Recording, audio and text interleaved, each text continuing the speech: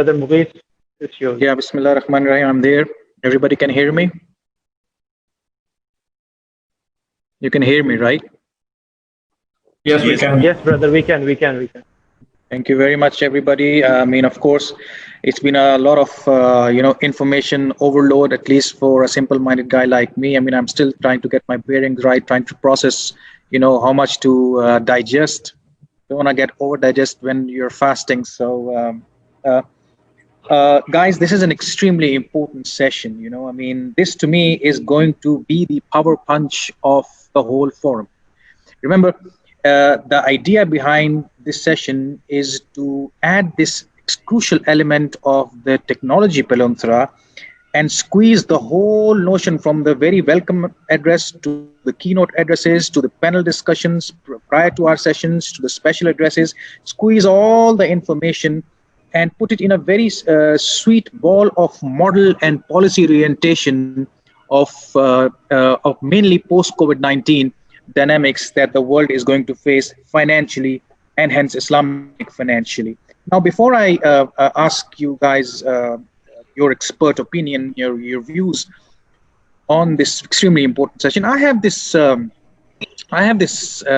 one slide to share. I just want to give an idea to audience that what technology does to people. And future is much faster than what you expect it to be. So I just want to, show you this slide of mine. I don't know if you can see it or not. Look at what's happening if you are seeing it. When we were in 1998, most of us were still kids, when we were in 1998, we used to listen to the fact that don't get in a car with a stranger. This was the 1998 philosophy. Fast forward to 2008. Do not meet people from internet alone.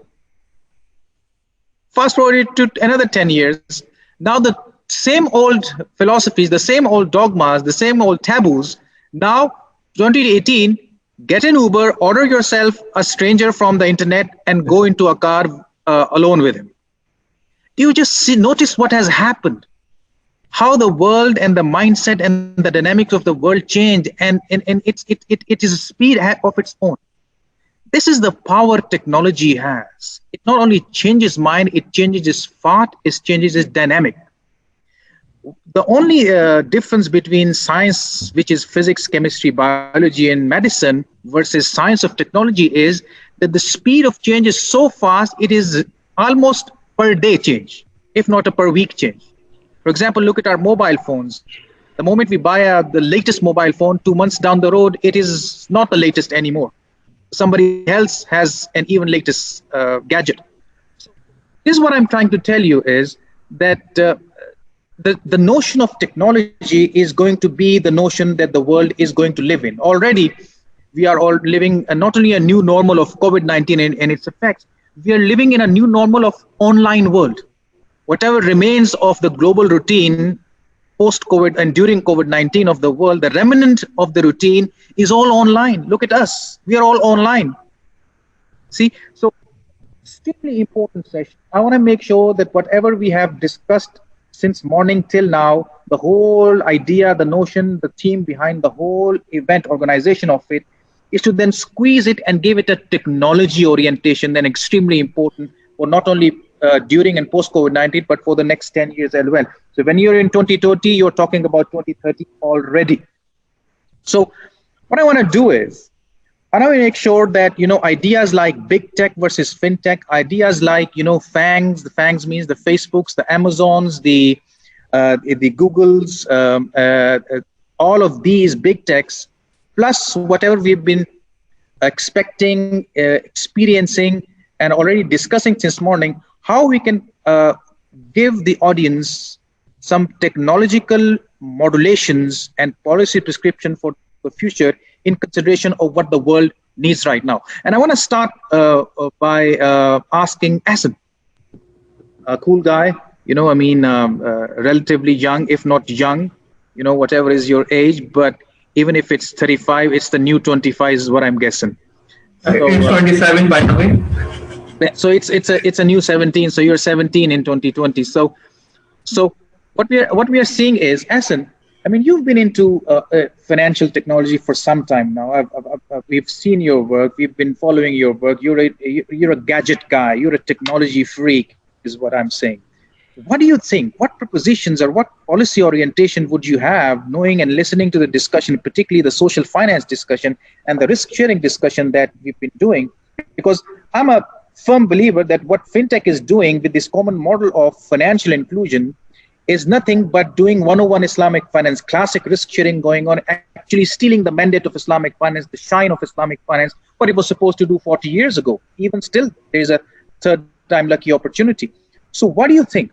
What is going to be the key cornerstone or key mantra for a technology adoption version of Islamic finance to adopt risk sharing even through social finance, blockchain, AI, Internet of Things, you name it, and you suggest to us?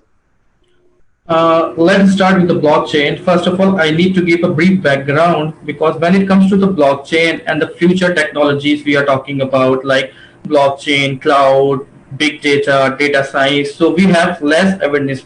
According to me, as a Muslim, as someone living in the Islamic countries like Mauritius, UAE, and Pakistan, I have worked over there. So what I have noticed, we are not promoting what we actually doing with our religion or with our community.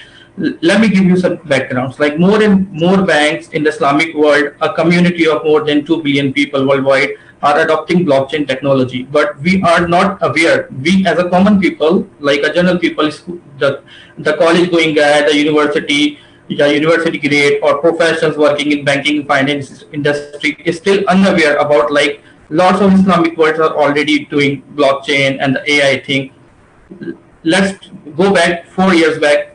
Emirates NBD researching capabilities of the blockchain, like they are doing transactional reduction in the cost. In 2007, the UAE Emirates Islamic became the first Islamic bank to use the blockchain technology for fraud prevention. Then later a year in April, an Islamic scholar declared Bitcoin permissible under Sharia law after a study conducted by Blossom Finance, and so on. There are lots of examples in the blockchain and the artificial intelligence use cases, which can be either redevelop, remap, or purely restart, or you can say just launch on top of emerging technologies.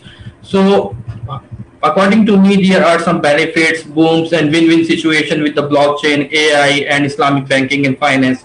Blockchain offers an ideal solution for Islamic bankers and financial experts. It reduces cost reductions, it ease your process, it provides security, it provides you immutability. Like if you and me are conducting a transaction, whether be it conventional banking or Islamic banking, be it riba full or riba free, I am not talking about that, but let's consider we need some intermediaries. When we talk about the intermediaries, we have some transactional costs associated with it, and there is some administrative issues as well. Here comes the idea of smart contract.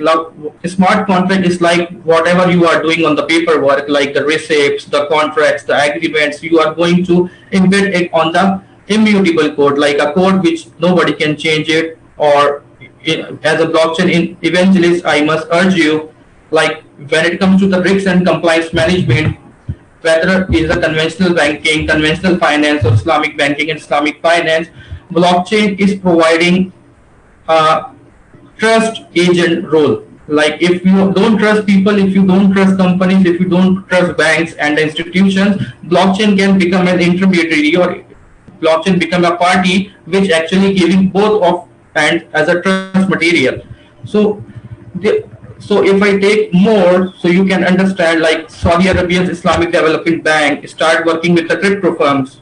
The bank is working with the settlement of one of the crypto startup in the European region, and they are also in the KSA region. They are trying their best to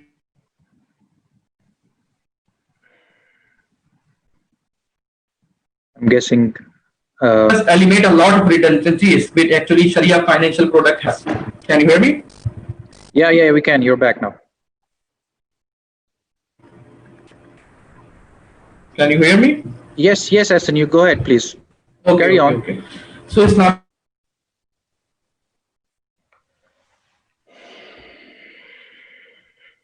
Yeah, so I think there is a. Ask me about respect to emerging technologies. So when we talk about Islamic banking and finance, so we have some strict standard rules for financial transactions, be it zakat, be it wealth, but we have some strict standard, and it actually enhance in working with creating their ability to comply with Sharia based other in the finance world refuse to give. For example,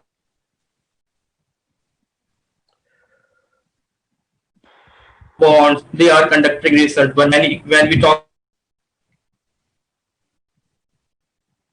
they are not actually doing it. In GCC, a lot of work is going on, but that is not publicly available.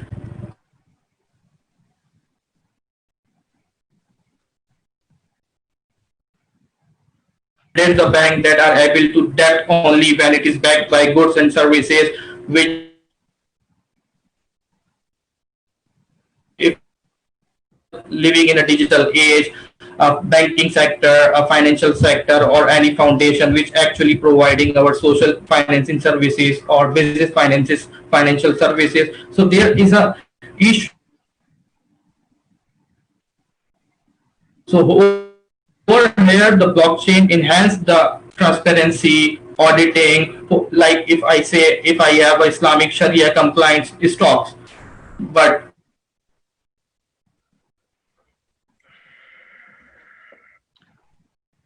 I think there is a on the blockchain, so it create more trust. Why? Because blockchain is an open technology.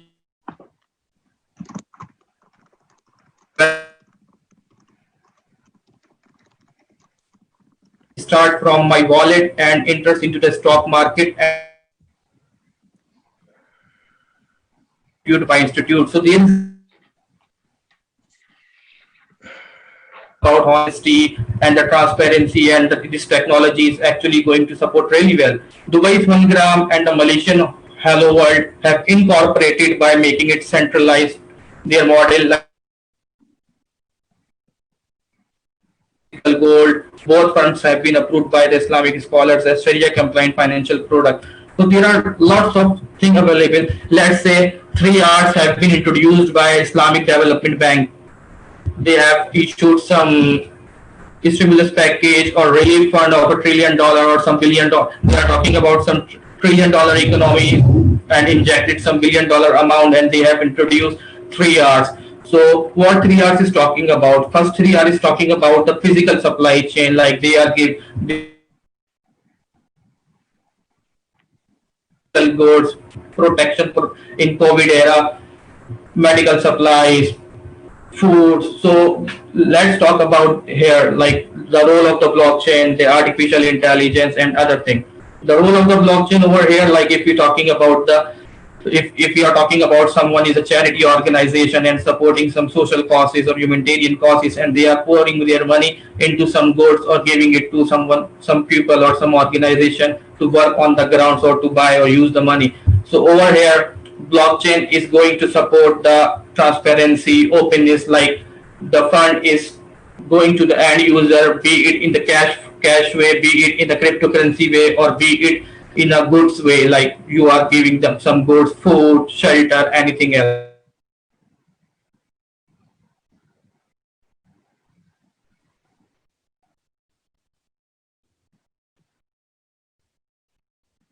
I believe, Brother Aziz, yes, and I think you're having a lot of distortion with your connection at your end.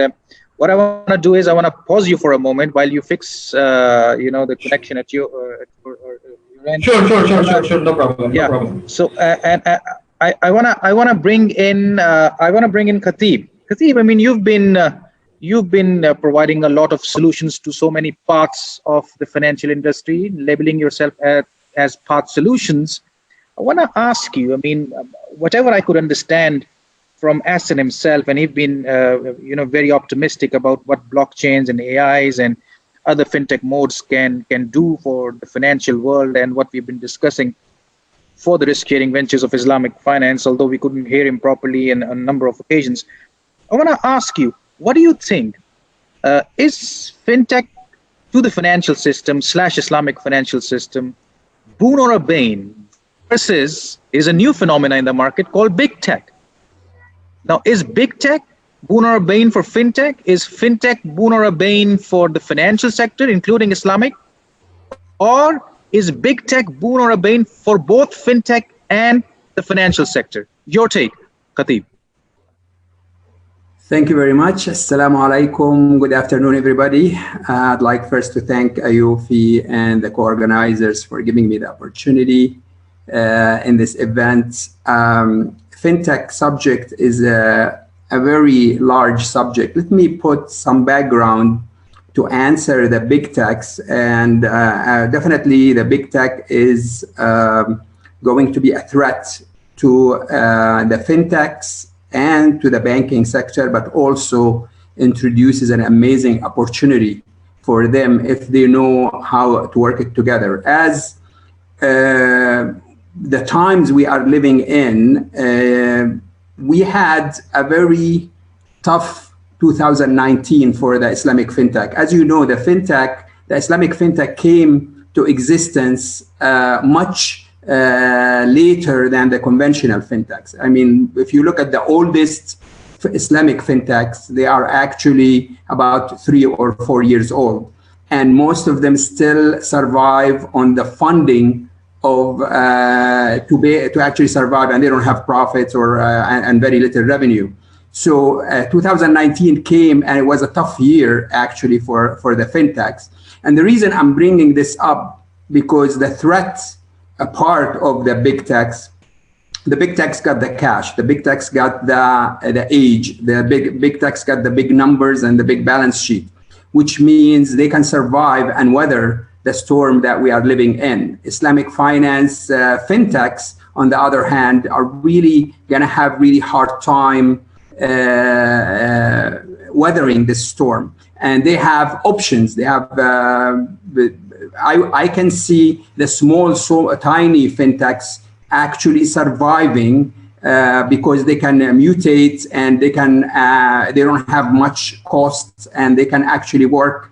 The large fintechs, which are in Islamic finance, very, very few, they may actually be able to weather this storm. But the big middle in the Islamic finance will have trouble surviving.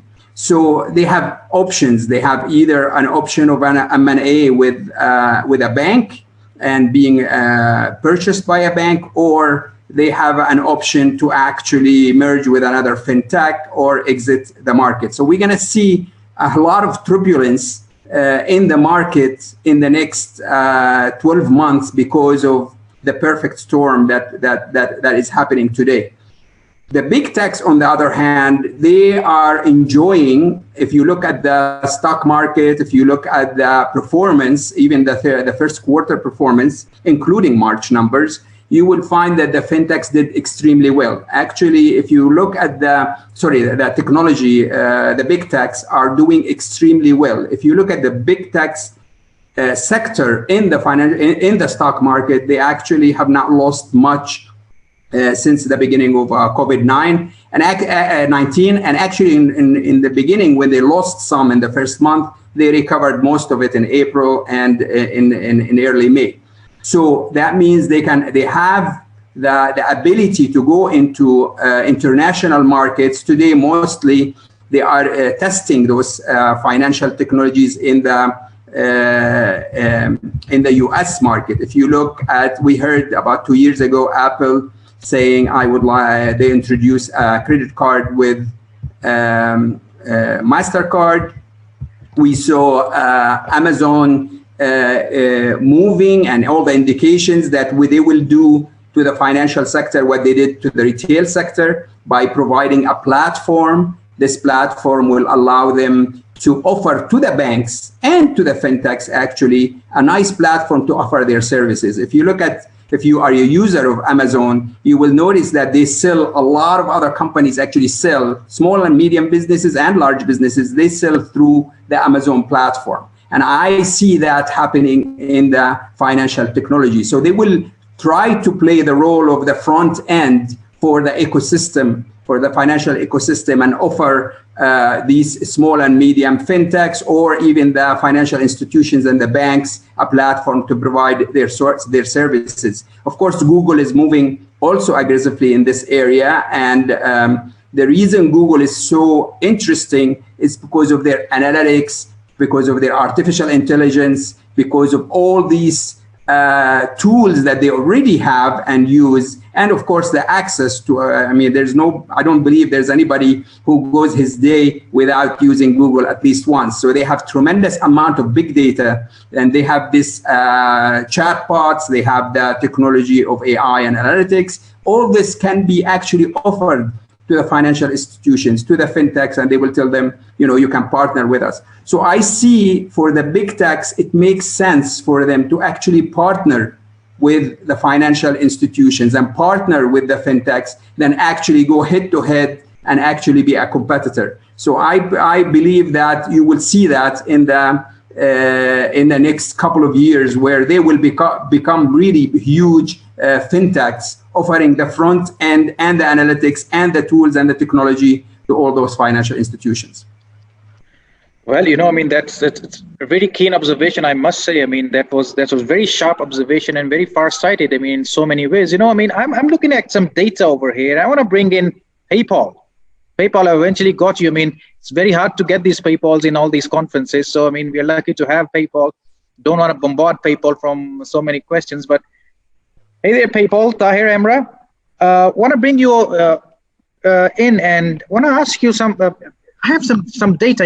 I'm just curiously looking at it now. I'm just looking at an article right now in front of me, and it says that how technology has boomed in just the last 10 years. In 2006, you can see that among the top 5 companies that used to have a lot of market, or the highest market cap in the US or in the global world, was ExxonMobil, Citigroup, and financial sector, and General Electrics, and stuff like that. But move on in 2017, the same domain has been captured by technology companies like Apple.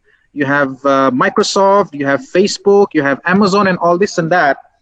Now, the other data that I'm looking at is, and as Khatib was mentioning, that these big tech. By the way, for the simplicity of audience, the difference between big tech and fintech is, now fintech is a classic 101 technology solutions which can go high end as well, and anybody can do that if you have that skill, be it a bank or a non-bank, and even a entity that is totally independent and has those skills. But a big tech is essentially those companies that are technology companies who are entering financial sector.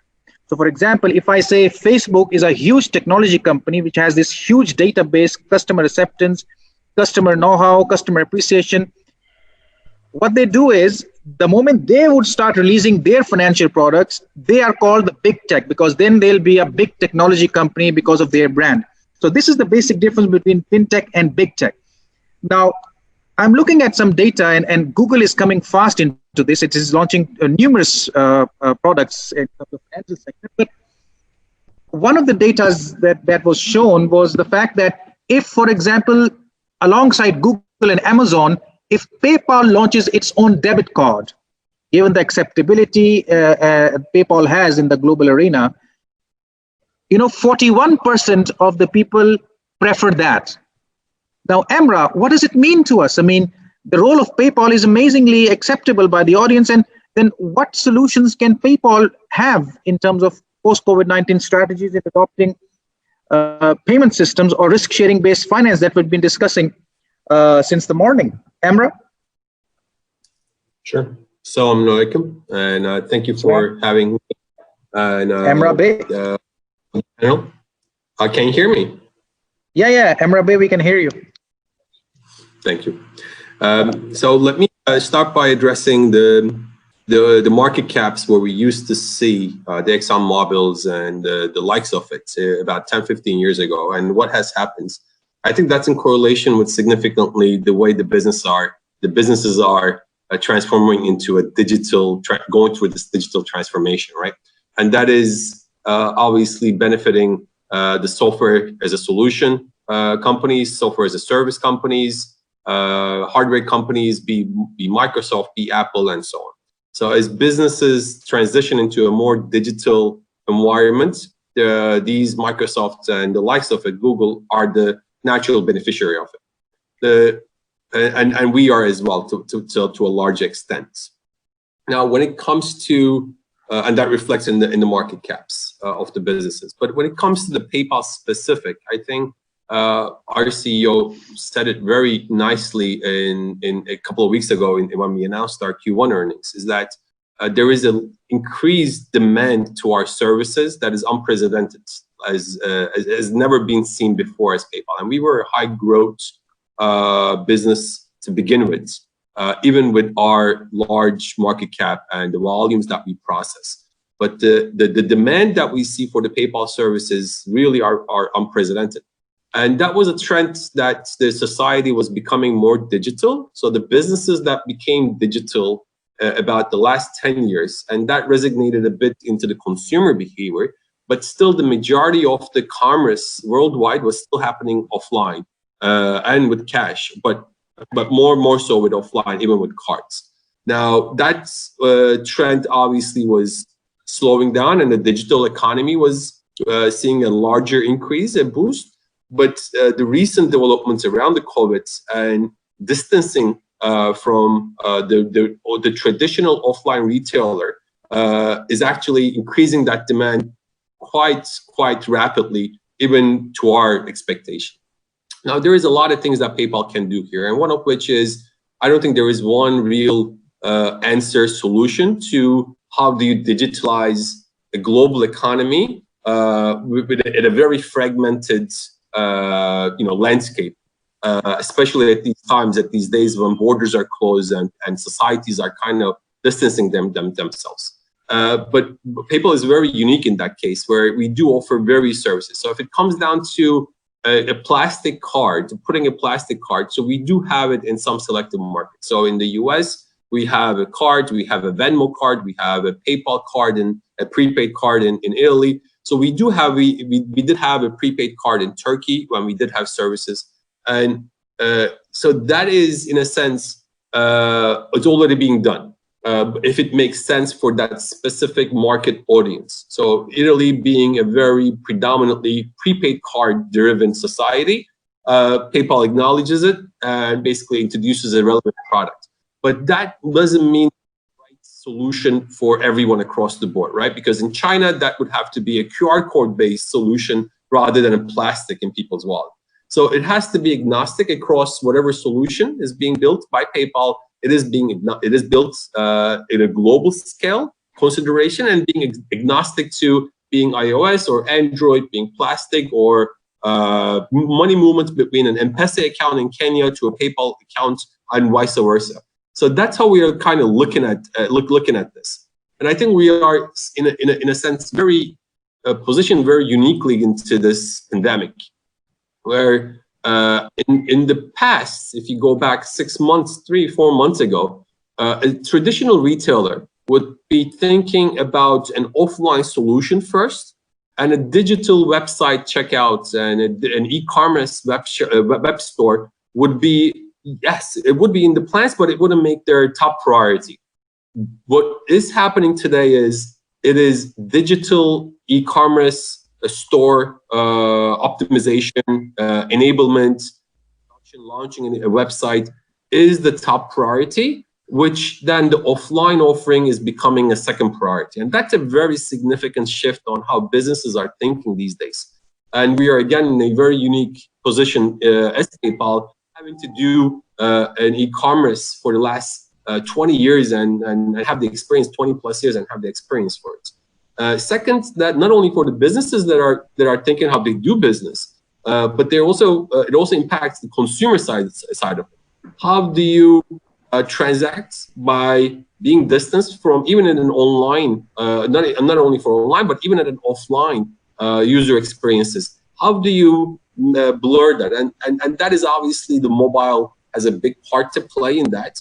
But what type of mobile? Is it still the tap? Do you still want your phone that you're going to bring to your ear, maybe, want to touch a POS machine, right? It's not going to go away, obviously, but is that really what the consumers are seeking? Or is it hands-free experience and it is more so with a QR-based solution? So there isn't a one answer to all of this question. It's a huge economy, the world economy.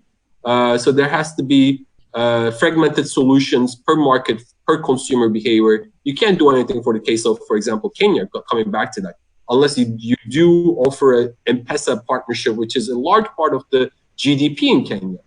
So whatever you introduce, that is the reality on the ground. Same thing with the example, again, with Italy, where if you don't do anything with around prepaid cards, good luck of penetrating and changing the behavior. So we're not in the game of changing consumer behavior, but rather what the consumer demands, we need to build our business accordingly to that. Yeah, thank you very much, Emma. These are very fine observations. And, guess what? This brings me to Umar. Umar, buddy, how are you? The crowdfunding guy. Yes, I'm here. Ethis. All right, Ethis. Here we go. Now, Umar, listen, you've been into this crowdfunding technology business for some time now. We've been listening. There was this phrase used, I think, by Khatib called Islamic fintech and whatnot. Walk me through it. Why again? Why again, knowing that fintech is doing the common financial inclusion models and common financial models are adopting nothing but 101 risk-sharing modes of mudarabas and musharaka, which is orienting the economy or financing into more of a financer entrepreneur model rather than a financer intermediary and entrepreneur model. Why still, knowing that it is fulfilling the actual fitra and mandate of Islamic finance, why still Islamic finance being a follower? Why you had to see crowdfunding being done by a conventional system first and then wake up one fine morning and say, voila, this is also Islamic because it has this essence being followed. Why are we still following even in fintech adoptions, knowing that it is very much similar to Islamic finance if it is not Islamic finance risk-sharing principle?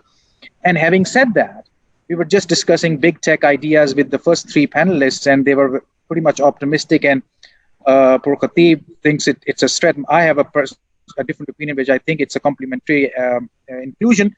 Why? Because if we go for a vendor model, crowdfunding, this is for you. If we go for a vendor model, Islamic finance can gain a lot because the semblance between what technology adoption financial models versus the Islamic financial models is very similar because they share the same base of risk sharing.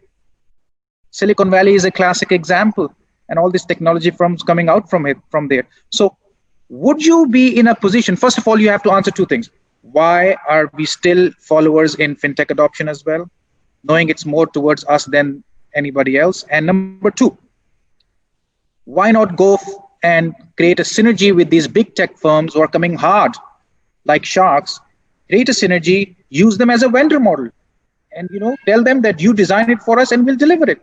Classic risk sharing 101, both ends, win-win situation. Umar, your turn. All right, thank you for all the questions. Well, maybe I'll touch on some of your points a little bit. Then I'd like to jump and show some real examples because talk is great, talk is very important, but doing is more important, especially in today's situation. And just touching on your point on following, I don't think there's any issue with following per se if it's following something that's good. And in this case, it's not blindly following; it's following essentially a new way of doing things and doing it in our own way, right? So just because somebody uses fire to cook food and we follow the guy to cook fire to cook halal food, it's not a problem in itself, right? So it's not about this following issue that I think is the concern. The concern is about my concern is about how Islamic fintech is moving and how it's shaping to be as compared to what it potentially should be and can be, especially for the Muslim world and for Islamic finance. So to answer all your questions and a little bit more, I'll share my screen very quickly to show you 4 specific examples, and then I'll go on to 4 specific points, right? So this is a platform owned by one of my friends called Blossom Finance in Indonesia. He's an American guy who's living in Indonesia and doing the business there. And what they do is, microfinance fundraising using Suku on the blockchain, right? So very interesting. And this is one example, high social impact, good potential returns. And I'll show you three others. This is Tani Fund. Unfortunately, it's very Indonesian in terms of the language. But yeah, this is really great. They basically also, do P2P financing, where the crowd and increasingly right now in Indonesia, institutions invest through platforms like this to fund, small farmers, clusters of farmers directly, right? Individuals and institutions. So you can see earlier on is microfinance. This is also a form of microfinance focused on farming. And let me just get the next one. The next two examples are our own examples, our own platforms. This is Global Sedekah, a recent project that we launched together with the Ulama Association in Singapore. And this is a cash wakaf fund or endowment fund that's being set up in Singapore. And the platform is used to raise funds from the public, right? Our platform, Global Sedekah. And the last but not least is generally what we are more known for, which is our Indonesian social housing development projects. And I won't go through all our projects, but we have done about 50 projects where, individuals, investors, retail investors from around the world have invested about, from 50 countries, have invested in Indonesia online, almost all for the first time in Indonesia. And almost all, a lot of them actually have never been to Indonesia, have never met us. So this is all new behavior. And for all the different platforms that I've just shown you, all of us are growing essentially organically, except the second one, they raised some good funds, I think Series B already. But for the rest of us, it's just responding to demand. So clearly the demand is there. And the examples that I've shown you so far, and I'm showing you right now, very much relate to all the different topics and all the different points, a lot of different points that were mentioned today, from social finance to participatory, impactful investments, right? And I won't pitch you our project, but I just wanted to show you how it works. Like in this case, the Islamic Bank has already approved financing for an extension of a school. However, because of the COVID situation, the land office is closed.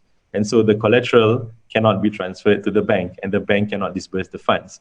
But the students are coming in. This area is not under lockdown and blah, blah, blah. So there's a huge urgent need to get those funds, to complete the construction. Is already 70% done. So that's where we can come in as a platform. Essentially, the key difference is that we are very nimble. Right? We have, an open mandate to go for any kind of project in principle, right? Regulators do not limit us by sector, by project type, and so on. So I'll stop my screen share. Just check it out in your own time. You can go to my LinkedIn profile and see all the links over there. So I wanted to highlight these examples because they are already happening. But as was pointed out earlier by Mr. Khatib, a lot of the platforms are small. A lot of the Islamic fintechs are still very small. And small is I agree with him. It's kind of a blessing in this situation because we can easily pivot. We can easily we're very lean and so on. So that's okay. But for a company like Ethis, we've been around for coming to 6 years now. So we're not really a startup anymore, although we're not, in the hundreds of millions in terms of valuation. What I want to focus on here is how do we get the value that fintech can bring to be felt in Islamic finance or through Islamic finance for the Muslim world or for Muslim communities and eventually for humanity, right? So I have four quick points I want to highlight. So first point is, as you can see just now, there are many applications of crowdfunding, right? It's very wide, it's very vast, it's very flexible, And I did not show you startup funding, which is also a significant component of crowdfunding. Now, what is required is actually Sharia guidance, right? The Islamic finance scholars and practitioners, the religious leaders need to have a role, a significant role to model this new approach, to model this new ecosystem, right? Alhamdulillah, we have strong Sharia guys in our company, and also we work with a good Sharia advisory firm in Malaysia. But a lot of the fintechs that I know do not have that, and they just have a Sharia advisor, maybe sometimes for some countries, just to to check the boxes that they need someone there to endorse what they do, so that they are formally Sharia compliant. But what's more important is how do we invest, or how do we bring funds to the real world in a way that upholds the maqasid al-Sharia, that upholds justice, yet at the same time also includes elements of protection, risk mitigation, default scenarios, what will happen, how will it happen, how do we fund small businesses, how do we fund risky businesses, all these things. We are working it out as we go, alhamdulillah, with the guidance of Sharia, people with Sharia knowledge. But a lot of startups do not have that. And so Islamic fintech today, I can say that there are maybe two types. One type, like us, try to engage as much as we can, no matter how painful sometimes it is to engage with the incumbents. We try, and alhamdulillah, there is progress. There are those who are anti-incumbents and who just say, like, we don't need all these things that's already been done over the past 30 years. We're going to redo it. We're going to do it in our own way. So I think that's a huge waste, right? Because there's so much wealth of knowledge, right? That's my first point. Sharia scholars need to guide and need to be actively involved. Second point is, fintech, or specifically in this case crowdfunding, allows Islamic finance to reach the segments, the unbanked or the underbanked, that it has not managed to reach, right? And that is, usually, when I speak to Islamic finance leaders, they tell me that that is what they see as one of the big lackings or shortcomings of Islamic finance, the lack of inclusivity.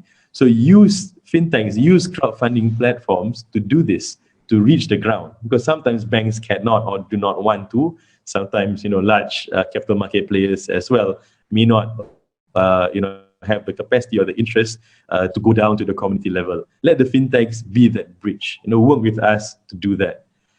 My third point is related to the earlier points, which is about collaboration.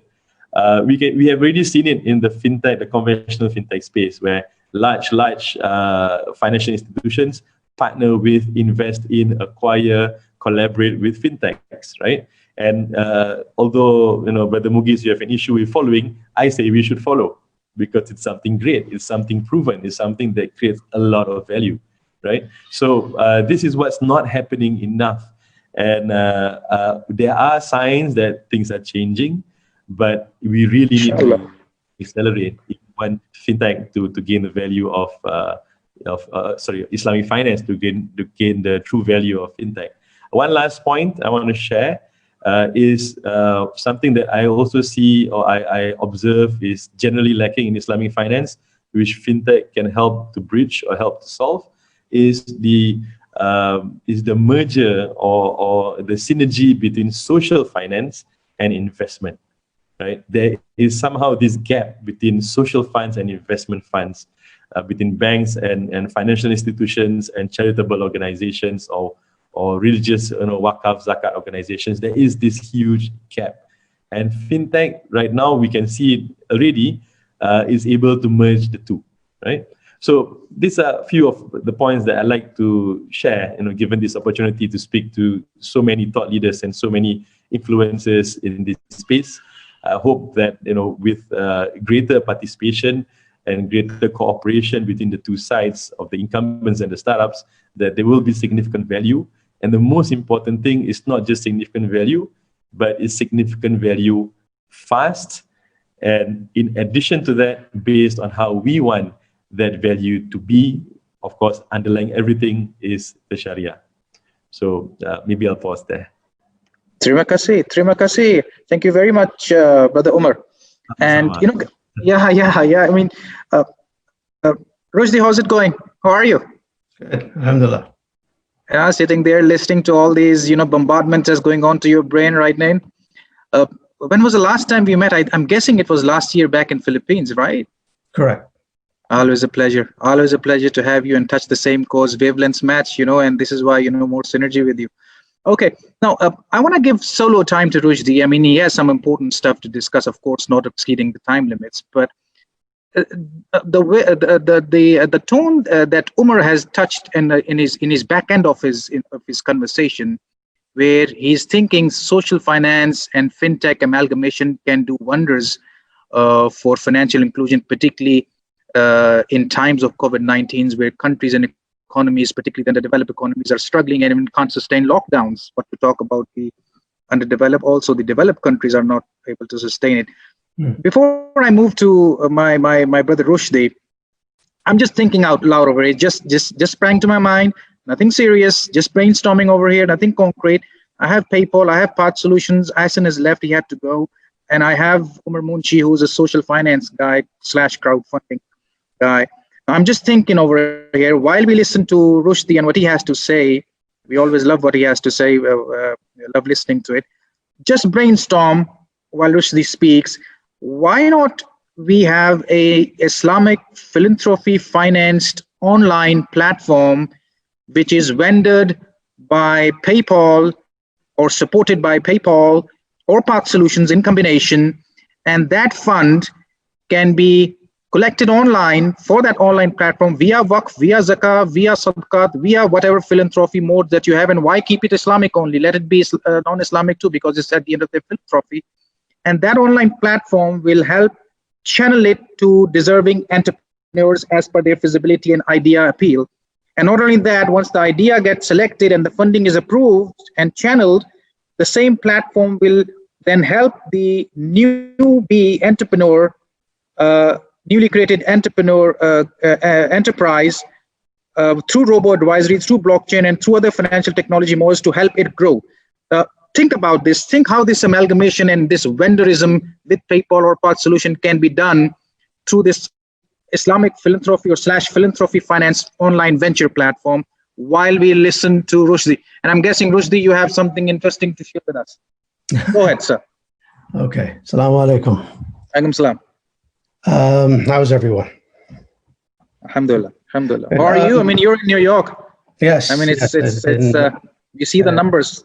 Yeah. First of all, assalamu alaikum. I want to thank AAOIFI, Minhaj, and all the previous speakers for enlightenment. The way I want to approach this is the last couple of years I've been focusing on startups and sustainability, more so issues in the emerging markets, the least developed countries. This COVID-19 has impacted those countries, and most of those countries are part of the 56 Muslim majority countries. We need to talk about that because if Islamic finance is about addressing social, economic, and financial impact, these are the three things that COVID-19 is impacting. So there are three top headline catchphrases that we must be conscious of. The first one is shocks accelerate innovation. 2008, Uber, Slack, Airbnb were formed. What's going to come out of this? The second is the first victims of any crisis or shock are the poor, and it is playing itself out right now.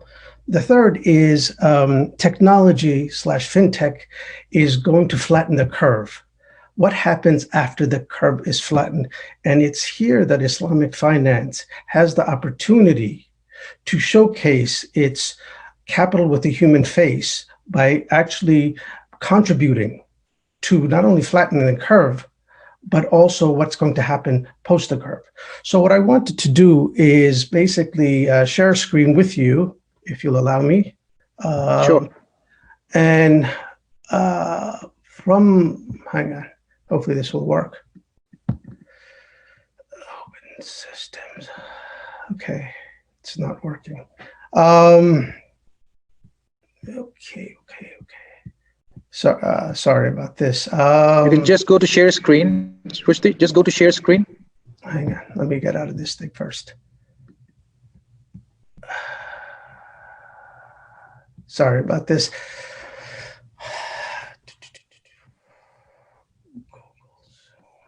While he's sorting it out, let's brainstorm what I just discussed with you. This online Islamic philanthropy finance venture with PayPal and Path Solutions being vendors and facilitating this whole notion. Keep the brains running, guys. Rushdie is about to fix it. Yeah. All right. If you'll give me 1 second, I've got to get someone. They'll help me with this. Okay. So please continue talking and just sure. So Umar, did you see what I just wanted before we move to Rushdie? That it just sprang to my mind with your back end discussion, and I wanna roll in and Amra Bey and Khatib in it. How this idea sound? You're amalgamating social finance with big tech and fintech modes, and then trying to come up with a online workable model that produces economic empowerment, which also serves SDGs, which also helps you, dampen the impact and damage of COVID-19, and provides you a very Sharia compliant solution on top of it. So, guys, let's just discuss this while Rushdie joins us back. What do you think about that?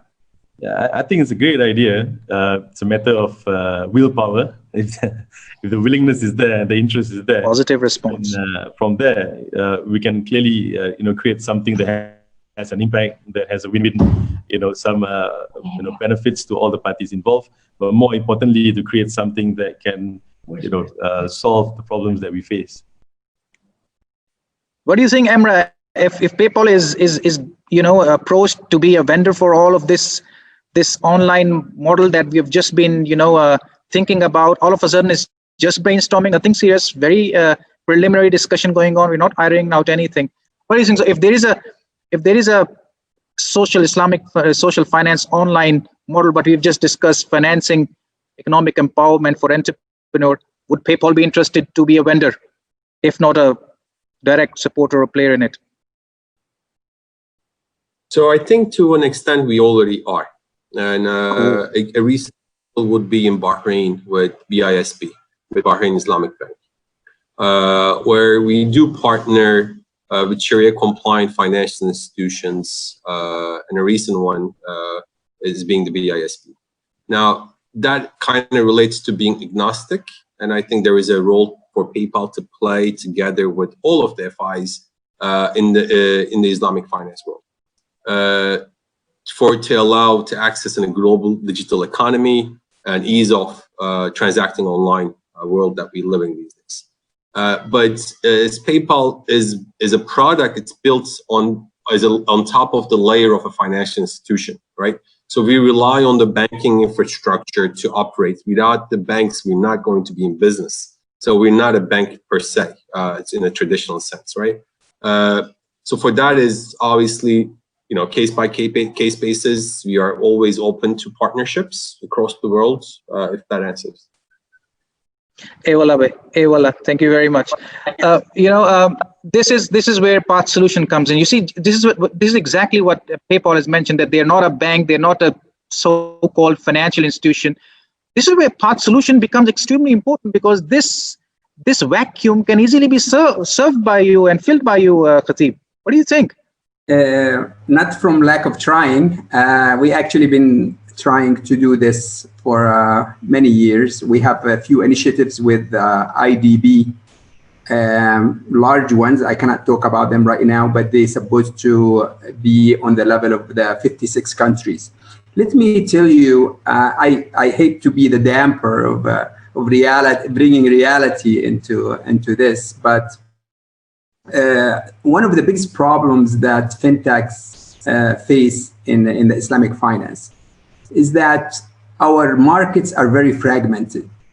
And yes, we have, if you look at actually the largest fintech markets, you'll find Malaysia #1, Indonesia is #2. Then I believe comes after that the UK, and then Dubai in the number of fintechs. The reason Indonesia is #2 is because of the size of the market. They have the population, the Muslim population, and they can actually try different things. Malaysia also is very active in that. The problem with the rest of the Islamic world is the markets are too small. And if you try to start a fintech in that market, the only way you can succeed is actually by taking that fintech globally. And you have to extend it. And that's when you run to a lot of regulation issues. If you try to do something in the GCC, you have to deal with all those central banks in the GCC, and you have to get all those players. Then you look at all the different countries in GCCs. Dubai wants to be the fintech hub. Abu Dhabi wants to be the fintech hub. Bahrain wants to be the fintech hub, and Saudi wants to be the fintech hub. And there's a race. Instead of specialization, okay, where each market specialize in certain things and work together as a Muslim countries as a one market, you have to deal with all the barriers in each market and try to work with the regulators. Our approach at Path Solution, we said the best way to do this is to go to an organization like IDB and work with IDB and see if we can actually do a worldwide initiatives. It goes very, very slow, and it's definitely the IDB still have to work with all these different Muslim countries and get them on board. And there is a specific project that we have been working on for a couple of years, but we are running for a lot of barriers. So the will is there. We would love to do it. I think your question was about one platform across the Islamic countries. I don't think you were talking about going to every single country and creating one platform. Let's start with a solo platform. Yeah, exactly. So and that's my passion and my vision, and I would love to do that. And I think we should be able to do that. The problem is you need a catalyst, and you need an organization that can work across these countries, and you need that organization to be very active. PayPal. So everybody accepts that. Yes. So basically, I believe that, by the way, even those international technology providers, the big techs, are having challenges in our region. And there's a lot of regulations. I mean, right now they're more open, our countries, but still, for example, encryption issues in our geographies faced a huge issue because some of the countries were refusing to allow some of the providers of technology to provide unless they open the encryptions to the government because of the regulations.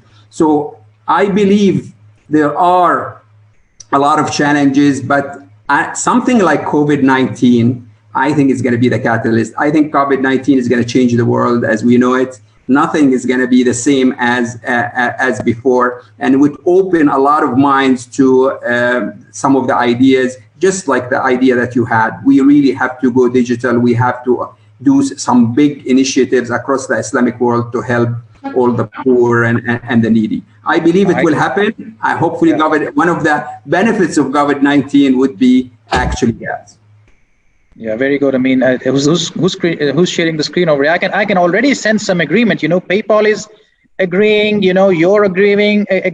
Umar Munshi is there. You know, we are yet to hear from Rushdie, but I can sense some, a majority agreement, simmering in the air. I can touch it some even.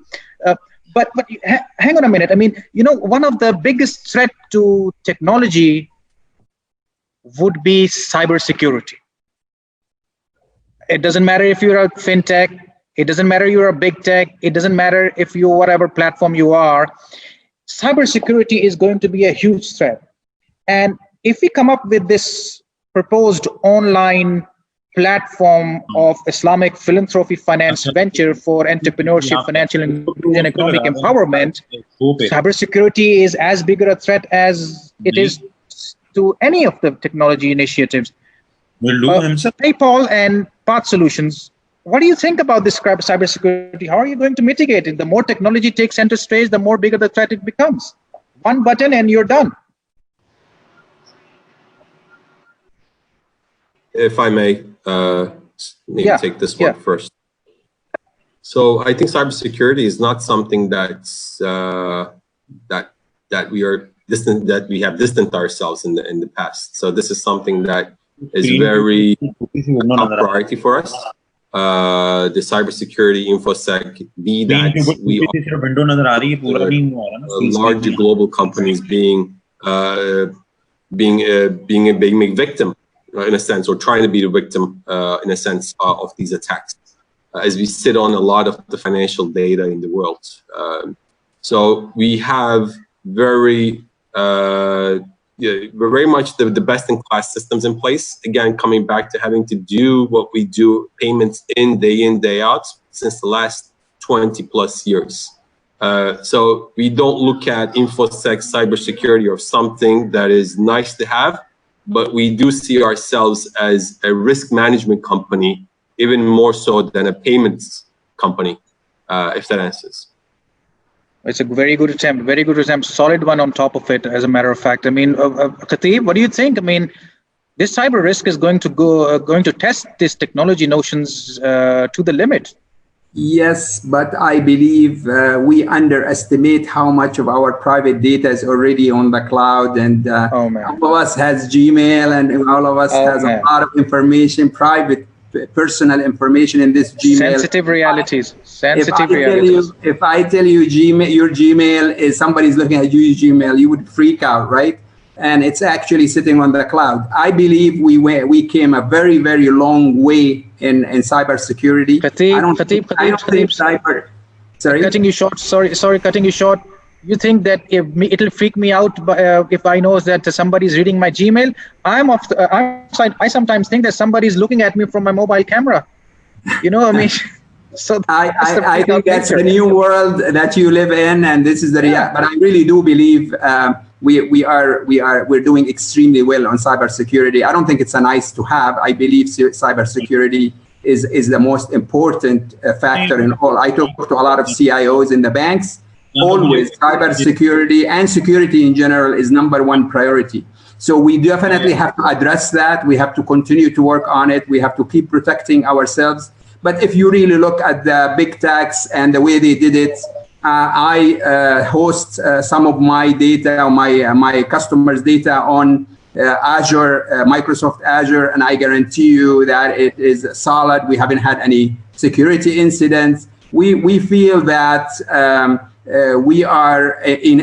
we reached a point where the trust is there, and it will continue. Yes, you will have an incident here or there, but I always make the argument that having it on a cloud with the big tech probably more secure than having it in your data center because with your physical security. Huh? Oh, that's very well said. Very well said. I mean, guys, you know, I mean, I wanna while we wait for Rushdie, I mean, there is this other notion that is equally important, and the world is too busy with COVID-19 and seem to be have it in oblivion. Is this notion of green swans that comes from climate change? Is the technology solutions ready to adopt or adapt to the presence of green swans via climate change that the world is facing? It's going to be new chapters in our life. You know, by the way, don't underestimate climate change at all. It's already having effects. Is the technology solutions prepared, or do you have in your 10-year plans these factors included? Amra and Khatib. We continue. No, it's Can you hear fine. me? Well, maybe I'll take this one first as well. Yeah, please. So as far as climate changes, I think there's a lot to be done, right? But I can't talk on behalf of many of the organizations here globally. But for PayPal, what we are committing, and we recently launched our global impact survey a couple of weeks back, and just for this specific reason, what is our impact to the world? What is our impact that we have in the environment? And the idea is for us, a lot of our data centers that are already transitioning into renewable energy sources to actually migrate that completely in the next couple of years. So we want to do our parts, but as the nature of this transitioning in the light of the COVID-19 world, the more digital economy, right? And this transition into social distancing to a large extent that is, here to in the new norm per se, is having a positive environment, right? You don't see as many cars outside. You don't see a lot of the pollution that we have witnessed. So there isn't only that the companies can make these solutions and migrating into this transition into a digital economy kind of results impact to the economy nurtured. and sports. Okay. I believe, I thank you very much, Emrabe. Well, again, I mean, I believe Rushdie has joined us back. Umar, I mean, while you were away, we are already reaching some sort of an agreement for that online platform, PayPal, and Path Solutions are already very positive in their tone. Nobody has been pessimistic or tried to shy away. Want to go back to Rushdie. Rushdie, Yeah. are you back already, buddy? Yes, Assalamu alaikum. All I'm fixed, sorry about alhamdulillah. this. Alhamdulillah. These things happen. Doesn't matter. No, it's my bad. I apologize for keeping everyone longer than they should be on this call. Part and parcel. We are all sharing the risks. We've been discussing the risk sharing. So Okay. go ahead, Rushdie. Say what you have to say. All right. So I was going to do this in presentation form, but it would have been more effective. But the fact that we're doing it this way, and hopefully it'll be just as effective. So as I had mentioned before, the three high-level points that we want to focus in on is shocks accelerate innovation, technology will flatten the curve, but what happens thereafter? And the poor are the first victims in any types of crises or shocks. Now, how do we basically have Islamic finance, fintech, so this COVID-19 environment that a lot of the Muslim majority countries are operating in, how are they being addressed and what needs to be done? My first one is basically the screenshot at the very top left. It's basically megacities. There are 33 megacities globally and counting. 8 of those 33 megacities are Muslim majority countries. The Jakarta, Karachi, Dhaka, Tehran, Baghdad, Istanbul, Cairo, and Lagos. The key issue here is density. When you have density, you have contagion. You have rural to urban migration, and as a result, you have a large informal sector. But you have social safety nets lacking, and the issues here are water, sanitation, health, and food. When you have these type of issues, this is where cholera, this is where other diseases form. So the key issue for Islamic finance to think about is how can we take megacities and make them into smart cities, sustainable cities, which is SDG 11, or resilient cities, which is what the Rockefeller Foundation tries to do. So the key here is twofold, not basically raising funds to build the infrastructure for the city, but looking at startups that are addressing water issues, that are addressing sanitation issues. The Bill and Melinda Gates Foundation is doing a wonderful job with flushless toilets, with respect to health, with respect to food. This is one aspect. The second aspect is the artificial intelligence, IoT sensors, and predictive analysis. These will provide early warning signs or signals of potential problems, because here you're focusing on the prevention has to be greater than the cure. So you're talking about testing and tracing, which is what they're focusing in on right now, versus vaccine, which takes a long time. So from an Islamic finance point of view, from a fintech point of view, the megacities that exist globally, 8 are in the Muslim majority countries. Islamic finance needs to look at this, but from the point of view of technology and funding them. So as we move from that particular slide to the next one, where you've got the world map and then you've got arrows, and the arrows are going towards the Gulf MENA area. The Gulf MENA area, the Muslim majority countries as a whole are a net importer of food. When you're a net importer of food, what happens there is you've got food security issues. And when you have shocks to the global environment, those are exacerbated. So your supply chain becomes susceptible. You have countries that are not exporting because they're focusing on domestic. You have food waste taking place at upstream. Right. So the key issue here is the next particular slide, which is the Islamic Organization for Food Security. They are doing a wonderful job on addressing agriculture, food and finance investments, food aid, cross-border logistics, free flow of food. The key issue is food is a national security in the Muslim majority world.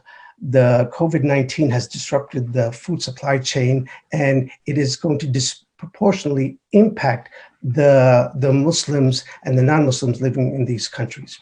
Now, talking about food, if we go to the bottom left-hand side, which is basically a classroom, this classroom can be in any developing country, any Muslim majority countries. The challenge here is the classes have closed down, and has a disproportionate impact in these particular countries.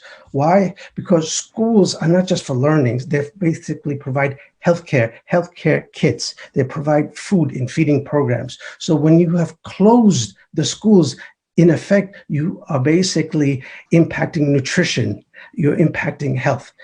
In the G20 countries, kids are now getting online classes at home because they've got internet, they've got devices, they've got power.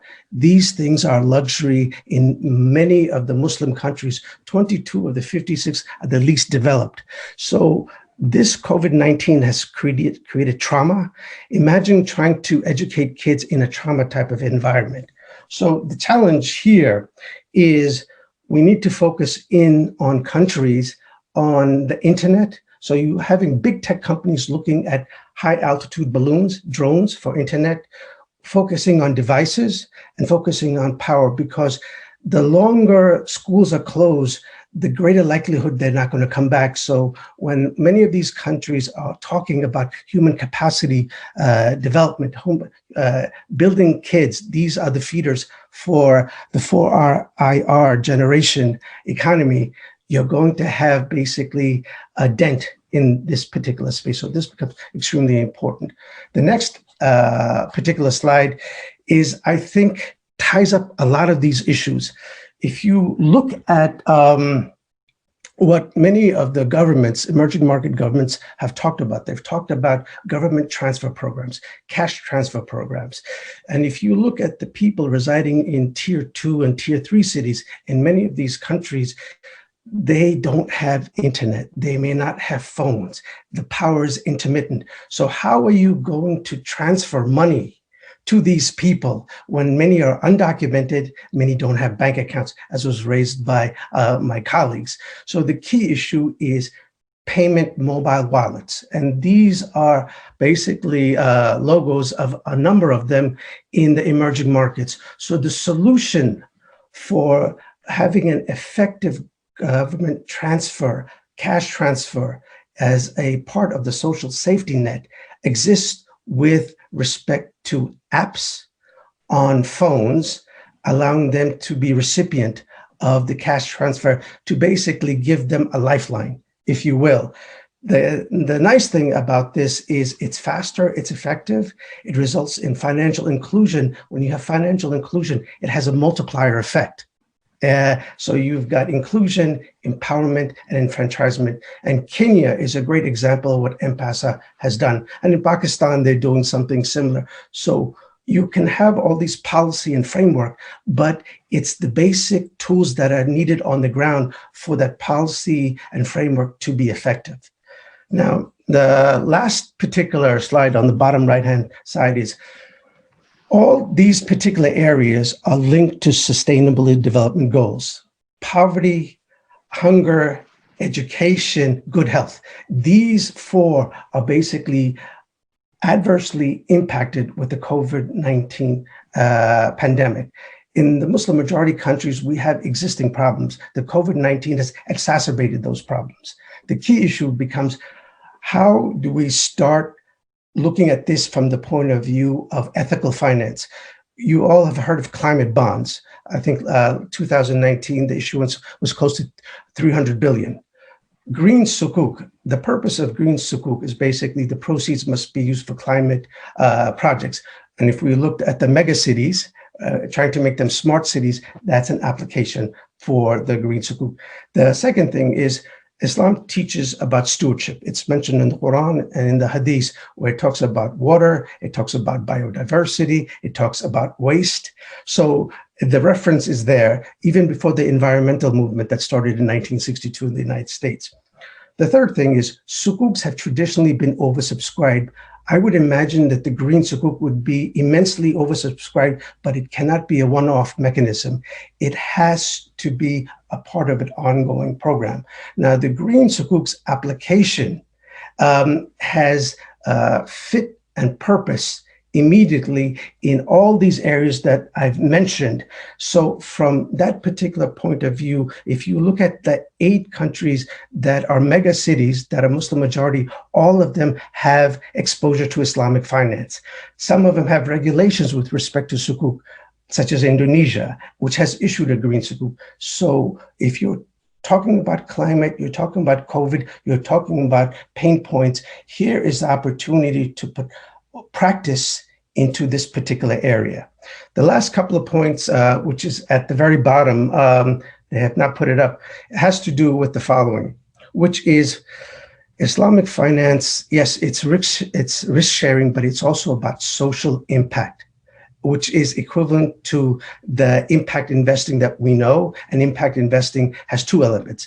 There is a social return and there's a financial return. So that particular aspect of Islamic finance, its social return and its financial return, fit like hand in glove with respect to what it has to finance these pain points in this particular space. Last point is, I'm a mentor at a VC firm in Singapore called Quest Ventures. We recently had our first close of $50 million and got allocations from 2 sovereign wealth funds, one from Singapore and one from Kazakhstan. We'll be looking at launching, and the paperwork is being done by a colleague of mine, of an impact fund. But the geographical exposure is in Southeast Asia and East Asia. The point here is VC entities such as Quest Ventures are looking at not only financial returns, but also social returns. And so the Islamic finance needs to support these type of undertakings because it's part and parcel of their mission to address the needs of the people. And 1.8 billion people have been put into a hotspot in a heat map that is comprised of the COVID-19 environment. Hopefully that summarizes effectively what I wanted to convey, brother. That's very well done. I mean, and very thought-provoking, very revealing, by the way, I must say, and very, very interesting slides. I hope, I mean, if we can get access to it, if it's possible from your end. Sure. I mean, this is really good information in a very crisp and very summarized manner. And the social aspect versus the risk-sharing aspect, and or with the risk-sharing aspect, I think you've hit the nail on the head. This is what we've exactly been discussing, and we suddenly jumped on this online platform of philanthropy finance venture that we've been discussing, where the same platform can ideally serve the SDG goals that you have just mentioned. Yeah. And I'm pressing for time, and I think we can end this session on a very high note by saying that why not come up with such a platform that is combining the risk sharing essence vis-a-vis its social finance elements of Islam has to offer, or this economic system has to offer, and then focus and channel them not only during and post COVID-19, but even beyond that, even beyond those means, which are not SDGs. There is a notion called circular economy. I don't know how many people have heard about that. This is a downscaled version of what Rushdie has just been discussing, that Islam has already inbuilt to its system 1400 years ago. I mean, I remember my mother used to tell me when I was a kid that if a bread falls on the ground, pick it up and kiss it. This is how sensitive we are to food wastage. So beautiful depiction and thought process shared. I mean, I wish you all the best. I look forward for the slides, and I think not only Khatib, Paipal, and Umar is equally excited, and I think we should do something. Given the collectivity of thought and the synergy we are already carrying in the thought process, we have to translate it in some practical product orientation. And to me, a collective effort, I think, Path Solution can play a vital role. PayPal is already on a positive note with this. Let us come up with this, at least a blueprint. I mean, results are in the hands of nature. Let us do something, but we've been discussing, let not it be only theory or only discussion or only mind matching. Let us make this mind matching into a black and white stuff and see what comes out of it. It'll be a beautiful match. This is what I'm saying. This is what my parting comment would be before we close the session, by thanking all of your esteemed panels. it'll be beautiful if we can come up with such an online fintech-oriented Islamic risk-sharing / social finance modes-ridden platform that is oriented towards SDGs. I think that would be a game-changing product or a platform for 10 years to come in and post-COVID, and even any other black swan or green swan that happens in times to come. Who knows? Who knows? So, gentlemen, I thank you so very much. Stay safe, stay healthy. Rushdie, particularly, all the very best to all of you. It was a pleasure. It was such a pleasing discussion that we had.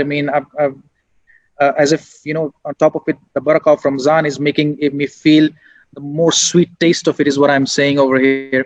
So, gentlemen, thank you so very much. I'm sure we would not want to end this here and then not do anything about it.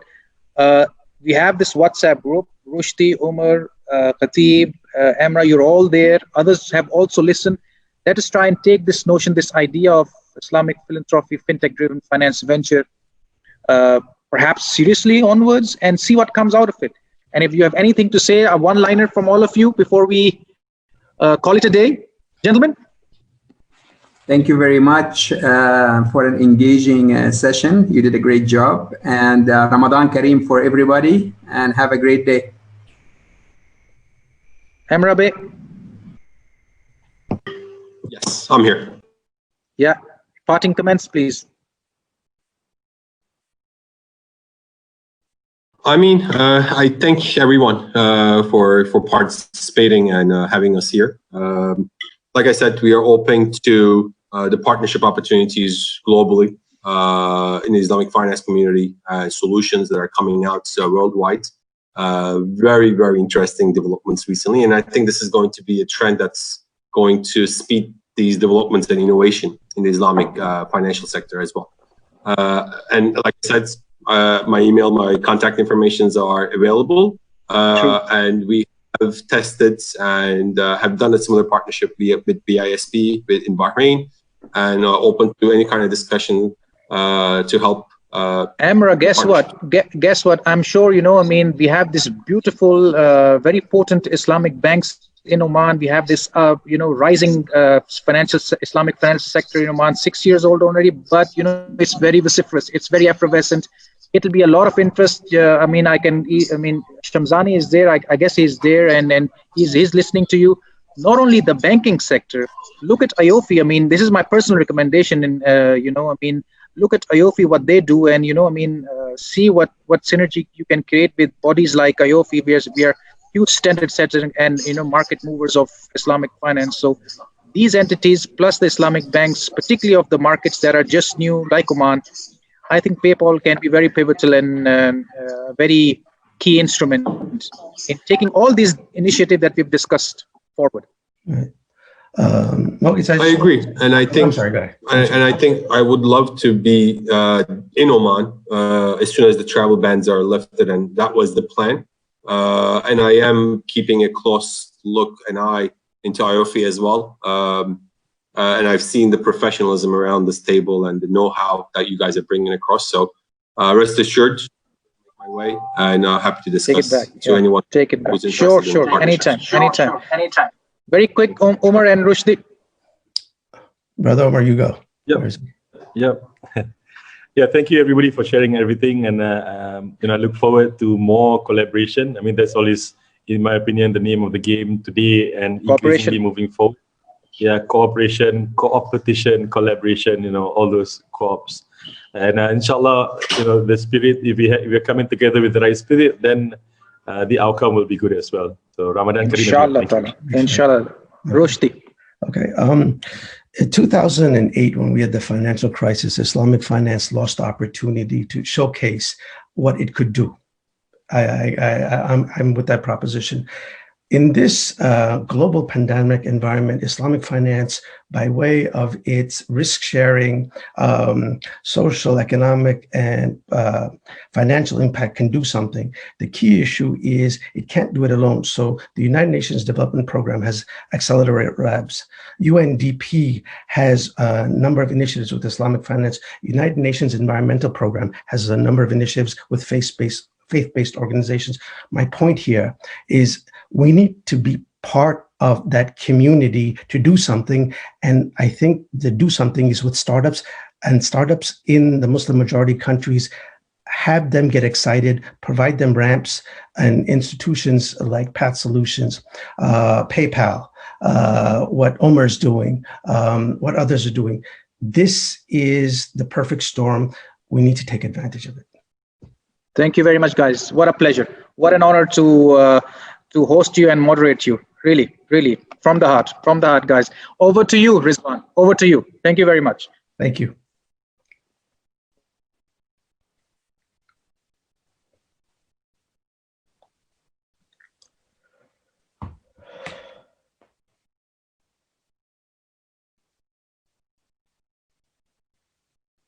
Unmute your mic, Rizwan sir.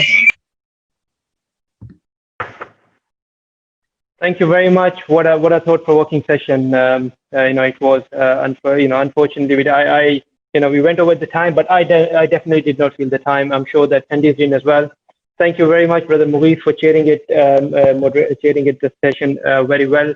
Thank you, the fellow panelists, for sharing the expert opinions, and the discussions was very enlightening for me personally, and I'm sure it was for the attendees as well. I personally would like to thank everyone, in particular Brother Rishdi. He's in the East Coast in the US and has been very up. He's been up since the very early morning. Thank you for being with us. I'm sure you enjoyed it equally as well. This perfectly wraps up our third session for the day. Alhamdulillah bil alameen. I want to move on to the conclusion now for this session. Excellencies, friends, and industry colleagues. This session, this Islamic Finance virtual forum, received a lot of traction. Alhamdulillah. We never planned for it. We received registrations for more than 2,500 people from no less than 40 countries around the world. We thank each and every one of you who participated in this interactive session. We hope the deliberations throughout the morning were stimulating and thought-provoking. And they basically has given us a direction to move forward in a new normal COVID-19 affected world. We hope to build on these deliberations, as Brother Mughith mentioned, and take them back to our institutions, as each one of us has a responsibility to play. Each one of us has a responsibility on our shoulders, and each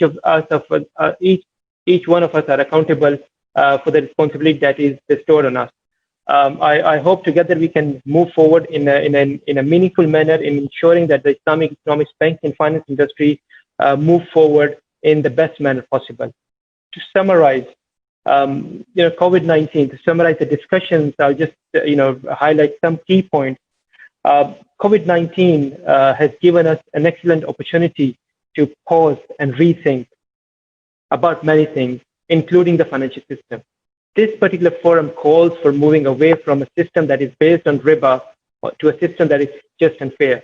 An economic model that is based on sharing risk and sharing the proportionate reward. A system that reducing zulm born from charging interest to a system that does not exploit the weak in the society. Islamic finance sector in these difficult times must play its due role for paving roads for such an ideal system. The panel discussions covered many important points and covered this role Islamic financial institutions need to play, provided Sharia guidelines in these extraordinary times. The use of Islamic social finance tools and the solution it offers were discussed in a very interesting manner. How the use of Awqaf, how the long-term use of Awqaf can help us move away from some of the difficulties that we are facing today. Some of the building infrastructure institutions like it has been doing in the past. Then the last session of the day, it was basically on technology, and the technology, as you all know, was the only thing that remained, that kept us connected during these difficult times. We were away from offices, we were away from our colleagues and the industry engagements. But alhamdulillah, thanks to the virtual world that we are in now, we were able to remain connected and conduct this session online. Surely fintech can provide us an opportunity and has the opportunity to leapfrog us in these difficult times.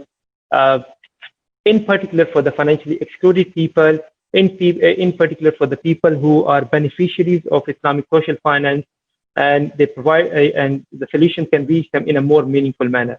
It is, of course, now up to us how we take this further and develop on it, as this is only a start to what we can do in a very meaningful manner together. To conclude, let me thank the co-organizers, Islamic Research and Training Institute, College of Banking and Financial Studies in Oman, Minhaj University in Pakistan, the supporting institutions. I would like to actually name all of them now. Islamic Financial Services Board in Malaysia, International Islamic Financial Markets in Bahrain, Jamhuriya Bank, Kuwait Finance House, Bank Nizwa, Mithaq Islamic Banking, Cambridge Institute of Islamic Finance in the UK, PayPal, Finger Global, Ahuat, Ethis, and Path Solutions for all their institutional support in ensuring that this forum is brought to you all in the best manner possible and ensure that the forum is a success. Now, before I conclude, the poll results were also announced, which I missed earlier. According to the last poll results, technology solutions is the way forward to deliver the Islamic social financial solutions in general to the audience, and that's what the poll are saying as well. Of course, the others are equally important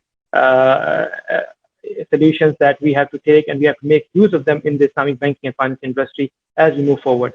To conclude, I would personally like to take this opportunity to thank my fellow colleagues, in particular, Brother Khurram from Minhaj University, Brother Mughis, colleagues at AAOIFI, Secretariat, Brother Farhan, Brother Sayyed, and the sisters, very ably led by the Secretary General of AAOIFI, Brother Umar Mustafa Ansari, who have helped us in putting a good show together. And I'm sure all of you would agree that it was an effort, at least, if not delivered 100%, but at least, done at a very high percentage in terms of achieving the objectives.